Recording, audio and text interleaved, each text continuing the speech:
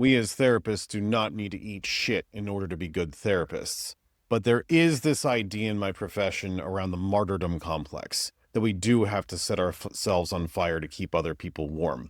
I've had 2 supervision groups this week, and I've had 2 colleagues with 2 different clients who have this exact same problem. And this is a rather recurrent theme in my profession. They're genuinely afraid of one of their clients.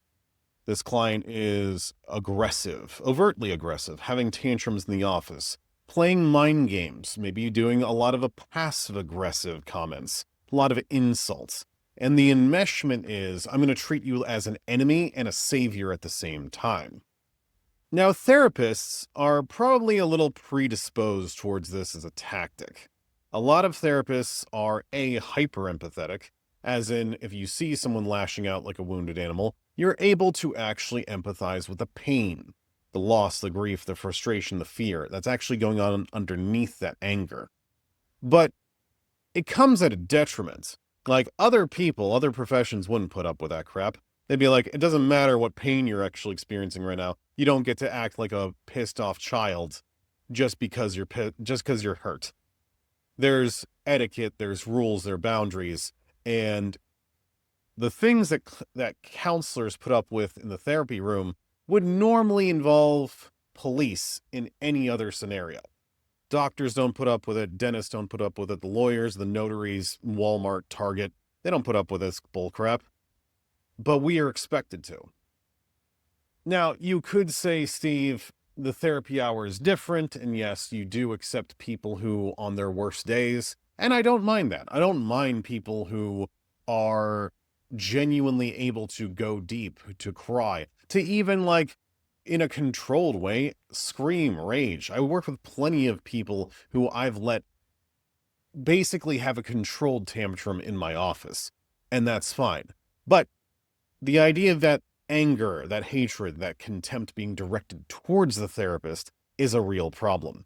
And the expectation that we just have to eat it is unacceptable. Now, it's a bit of a stereotype to say all therapists are traumatized or have been, but it kind of is true. Or at the very least, a lot of people come into this profession to learn how the mind works and heal themselves. And that's okay. There's nothing actually wrong with that. However, if you grew up in a household that was maybe traumatizing for you, or maybe you had a lot of abusers, one of the defense mechanisms, one of the ways you might have kept yourself safe and sane is appeasement, or the fawn response. I need to keep the people around me incredibly happy. Why? Well, if they're unhappy, I get my ass beat. Or at the very least, the screaming starts again. It's like, well, now we're getting ourselves hyper-attuned to other people's emotions. Now we're taking on responsibility for your abuser's emotional reactions to you, to the world. If dad comes home pissed, you need to do something to actually keep him happy now. Otherwise, the belt comes out. So if you grew up with that as a defense mechanism, you might default to that when you have someone come into the office who is aggressive towards you, even passive aggressive towards you, especially if you grew up in a household where there was both overt aggression and covert, which happens a lot. It's not just dad's pissed. It's also mom is cutting you down with words. It's also, hey, here's the sarcasm. Here's the mind games. Now, the worst part about this is appeasement is a perfectly good tactic when you are absolutely powerless. It doesn't actually work for you in the long run, but it can be something that keeps you safe and sane in a terrible situation. Now you're an adult and you actually have power and you actually have a voice and you can theoretically say no to people and set boundaries and consequences. But the guilt that comes with it. The other thing about our profession is we have a lot of people who are hyper empathetic, where it's like, if I set boundaries, if I say no, the guilt comes in like a wave. The shame comes in like a wave. What's the meme that comes up? It's like, if you came up and punched me in the face, I'd apologize to you. That's the level of shame and guilt maybe a lot of us are carrying around, and maybe we need to see our own therapist for. And the other thing is, no one teaches us this crap. I was told a lot of stuff about how diagnostics work, but I was never actually told in grad school how to set boundaries and expectations with a client. I was never actually told how to, how to actually resolve a conflict with one and actually be like, oh, now our therapeutic alliance is better. Or assess, like, is this person a good fit for me?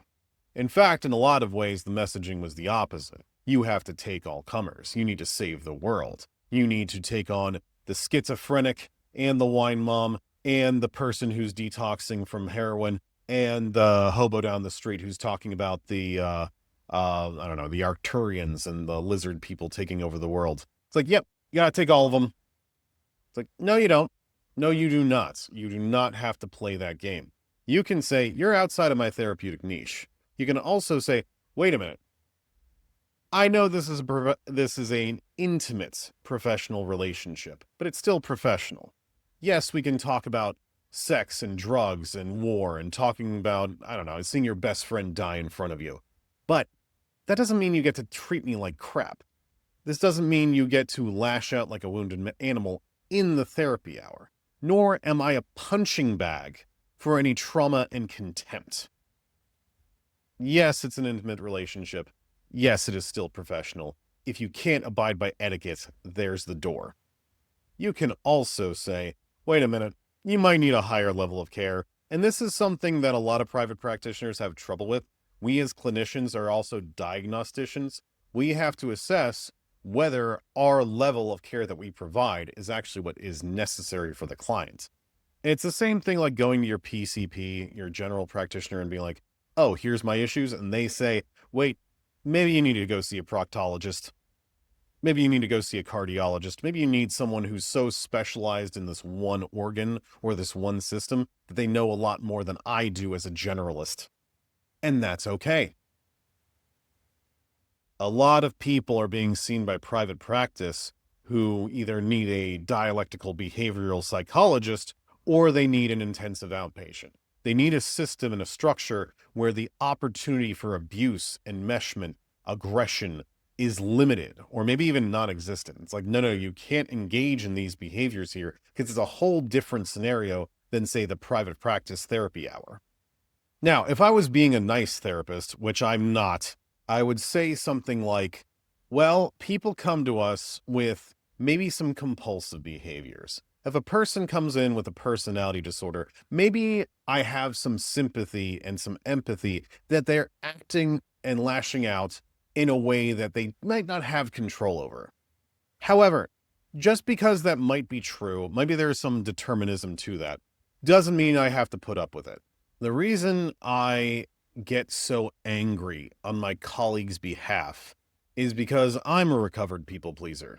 And all it took me was joining the army in a time of war, getting my ass kicked there, going to war, going to 2 universities and doing 10 years of my own trauma work with my very, very good trauma therapists who I need to send thank you notes to.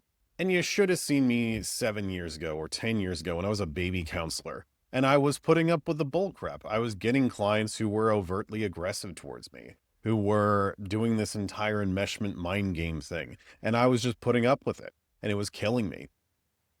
You don't have to go through what I went through just to learn how to say no. You don't have to go through all the misery, all the hard mode to learn how to set boundaries, set expectations, set consequences, and really understand and process your own guilt around it. Because it does feel wrong. It does feel wrong to do that. And other people who are probably raised right probably are like, what are you talking about? What guilt? But it's like, yeah, the ones who know. So if you have trouble with this, whether as a clinician and you need some supervision and some help actually learning how to say no to people, come see me. I'll even work with you to put it in your own voice. You don't have to be as evil and as dark and as direct and aggressive as I am. We can put it in a way that's like, okay, here's the boundaries, but I'm also empathizing and I'm doing it in the least distressing way possible. And if you're the type of client who needs a little help doing the same thing with, setting boundaries, expectations, saying no, also come see me. And if you're the client who just wants to take out his or her aggression on their counselor and use us as punching bags, fuck off.